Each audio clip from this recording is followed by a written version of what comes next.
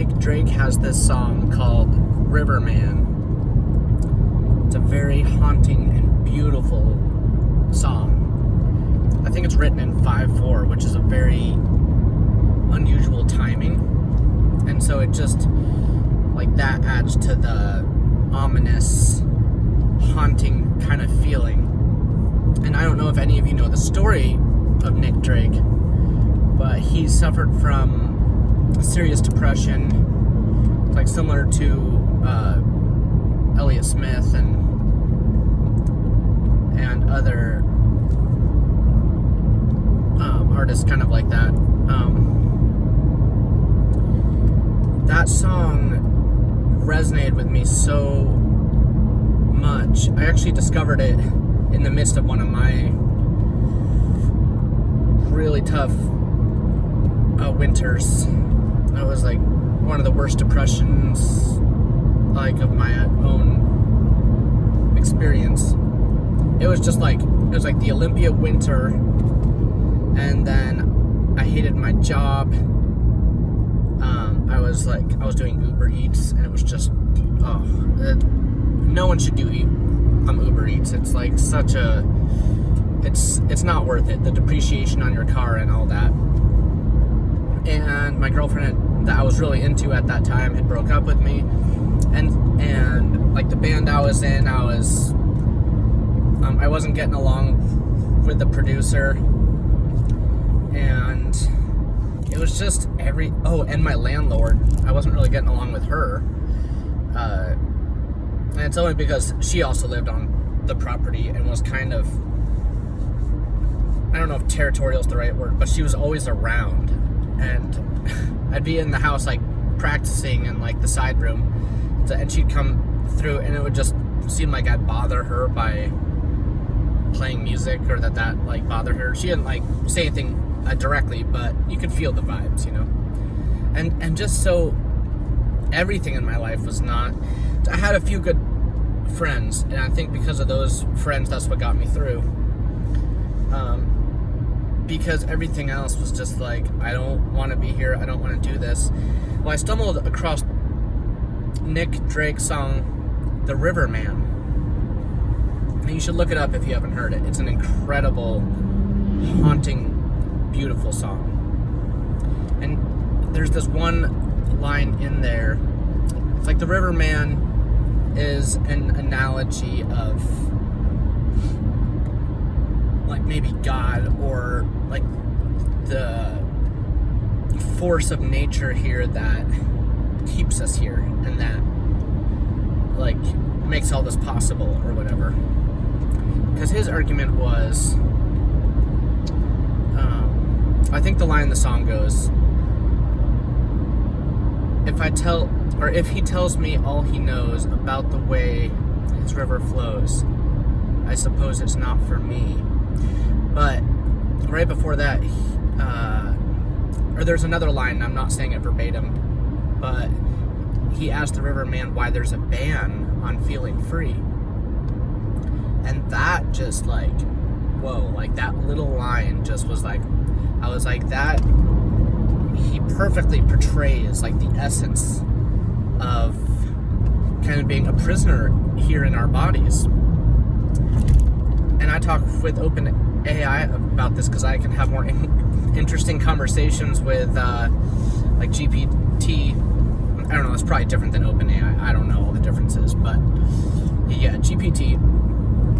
I was talking about it with a lot of ontological things and stuff, because there's just, like, the wealth of all the information and all the literature and everything around all that, all the anecdotes and the science. And AI really likes to talk about that kind of stuff. We got into a really good discussion, like, more enriching of a discussion I've had with any humans, which was a little astounding. It's hard to describe that feeling of when you're having a really good conversation with someone. I was having that with OpenAI. I was just like, wow, this is, like, blowing my mind that I can talk to someone that actually is interested in this stuff as much as me, even though they're not a person. It's just a computer. but the computer is programmed to learn, and so it's interested in these existential things, these existential modes of being.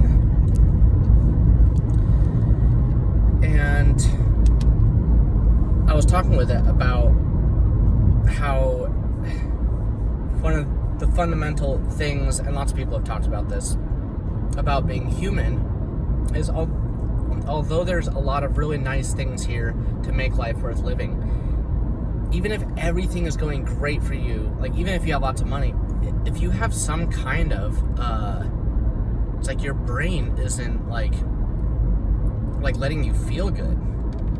It's if you feel like there's a ban on feeling free, which I know what he's talking about, because those short times in my life when I have felt free are like greatly contrast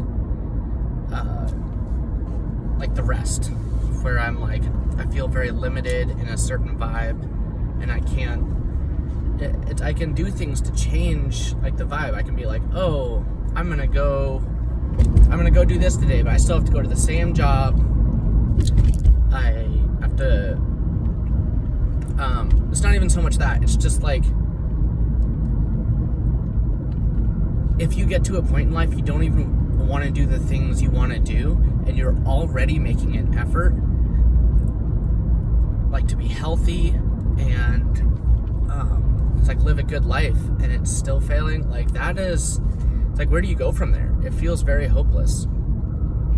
And I kind of have this defiance towards whatever that force of nature is that is like inhibiting and limiting us and subjecting us to like negative states. Like, it's humans have a hard time, it's like conceptualizing anything that they can't see, but there's definitely other forces at play in our lives, and just because we can't see them doesn't mean they don't exist. It just means we're ignorant. It just means we're naive. And people need to take that approach because it's realistic, it's logical, it's humble. And we can see through history how humans have just been like, oh, it doesn't exist, I'm going to live like it doesn't exist because I can't see it or perceive it. It's like, look, we know the wind exists not because we see it, but because we see its effects, like in the trees, the leaves, the dust, you know? So that's my argument, is that, and this is what I'm trying to spread awareness about, is that as sovereign beings, we have the right to choose how we want to feel. And that's one of the difficult things about being a human and living in a human body, because the human body dictates things. It's like, I would like to take all my energy and just use it for the things I want to. And I'm not the first one to talk about this or think about this concept. That's why a lot of people do the no fap or whatever, like, because they think by like orgasming they're like giving away their energy, which, yeah, probably, like everything's energy. But I did that, and I didn't really like back in my early 20s, and it didn't really like enhance anything. It just mostly made me really horny. It's just like yeah, but I get the idea, because that's like a sacred part of us and stuff. But it's just, and there probably is a way to harness our energy more, but here's the thing. I got a vasectomy because I'm not trying to reproduce. I don't want to bring beings into this world. Like, I have moral objections to that, like, because of the things I just said, and discussed about whatever this ban on feeling free is like, that we experience all the time, to such a degree that a lot of people don't even like realize. It's like they're just in their safe bubble, and they're like so fearful because of ignorance and not knowing their origins or anything, that they just hold tenaciously to their life, even if it is like a prison sentence. And I'm just like, that is not who I am. I'm more of the Patrick Henry, give me liberty or give me death. I'm like, if I can't feel free, get me the fuck out of here. And that's how I really feel.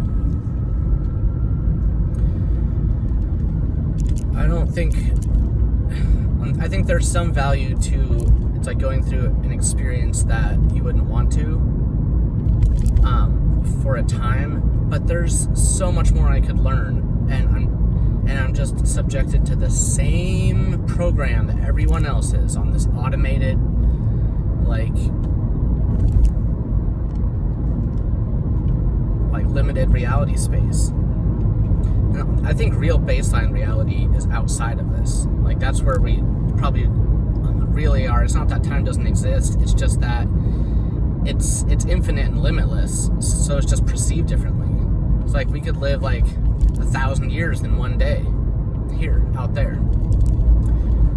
It's like time is just a measurement here, but it's just a space in which to be and interact. But it's hard for us to conceptualize no time or space outside of this, but I think it does kind of exist out there. It's just here we perceive it differently. Because otherwise you wouldn't be animated. You would just be like a picture or something. I don't know. I just can't understand it, so I like to criticize it. No, yeah, that's just part of being a human. But I think I want, like, other people, to do what I'm doing and say, like, there has to be a way for us to innovate with our consciousness, that we can wield our sentient autonomy to feel the way we want to feel. It's like, obviously, we aren't going to be able to do all the things we want to do, per se, but we can at least take heart through the challenges. Because what's the point in having a challenge or playing a game that you're like, this is a stupid game? Like, you aren't really going to try very hard because you're already, don't care. You're already trash. You're already, it's dumb. And I don't like that vibe. That's just not my vibe. It actually bothers me how people around here are just, not impressed. And it's just like, oh, that's dumb. And they're just all, stuck up, snooty. That to me is just so unattractive. I'm like, they don't have the eye of the beholder. They can't appreciate something of true novelty or wonder because they're just so closed into their little, only the things that make them feel good. And some people get a smooth one, just like some people have depression. It's like some people feel naturally, just great all the time. And that's great. My life would be completely different if I was like that.